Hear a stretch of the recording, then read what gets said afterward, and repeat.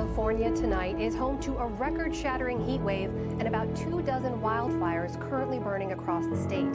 Nearly 15,000 firefighters are battling steep terrain and tinder-dry conditions as they fight to control the raging infernos. This afternoon, the U.S. Forest Service announced it will temporarily close national forests in the southern and central regions of the state because of the fire risk. More than 2 million acres already scorched this year in California.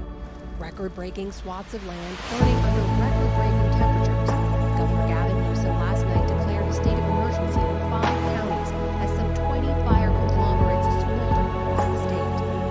The largest fire along Fresno's Creek Fire has burned over 73,000 acres. A caravan of Labor Day weekend campers were surrounded by flames and forced to flee to a nearby lake. Sisters Caitlin and escaped the fire's path.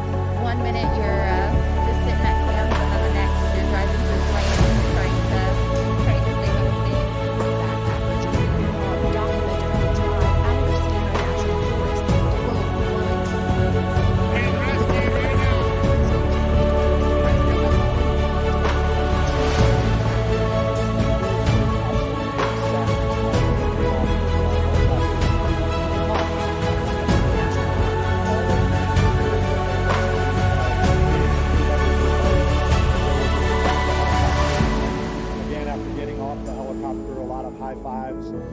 Several fires still burn completely uncontained, and state excessive heat warnings are in effect until tonight.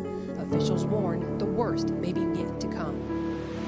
Temperatures in Los Angeles County reached a record high of 121 degrees yesterday. While it's cooler there today, temperatures inland are expected to top 100 degrees. For a closer look at what's behind that heat wave and what's fueling these fires, I'm joined by Leah Stokes, professor of research on climate, energy, and global politics at the University of California, Santa Barbara. She joins us from Ontario.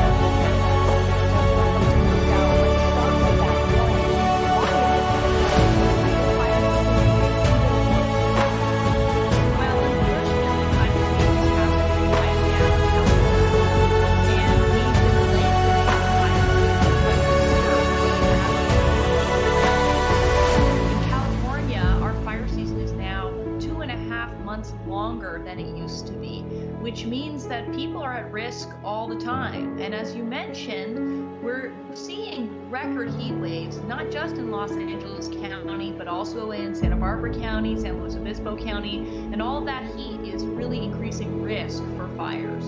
Now, you mentioned climate change, of course. How do we know that that connection is there? Because we should mention some of the activities that spark the fires are, in fact, just related to human behavior. There was one fire started by a gender reveal party in which someone used a smoke machine that sparked the fire. So explain that connection to us. Yes, it is true, of course, that we make decisions in our daily lives, such as the people who decided to have that gender reveal party.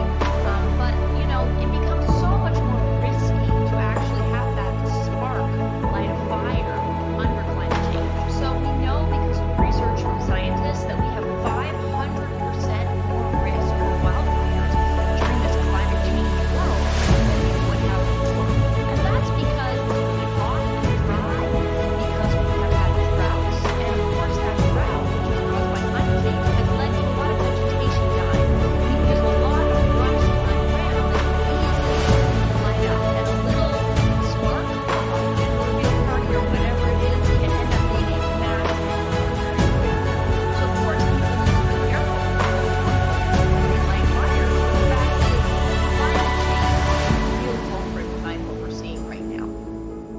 We should mention, too, California's fire record goes back to 1932, but the 10 biggest fires on record there have all happened after 2000. Should we expect that trend to continue? Unfortunately, we should. You know, I've only lived in California for 5 years, and I've already been evacuated from my home for weeks on end. And what scientists are telling us is that we are entering a period of mega fires, where the scale of burning is just beyond proportion. As you mentioned, we're seeing really large fires, and there isn't any reason to believe that that will stop, because we are not taking the climate crisis seriously. We are not reducing fossil fuel emissions around the world. So California really is very coal mine here, and we need to be awake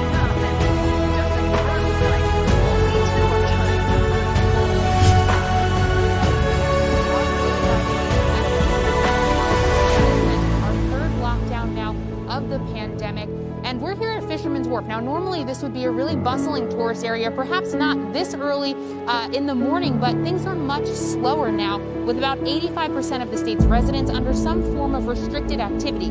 The impact is being felt across California, which is known for its robust $3 trillion economy, which relies heavily on tourism. Grim stats from the state's tourism group, Visit California, projecting a $74 billion drop from 2019 to 2020 in tourist spending. What's more,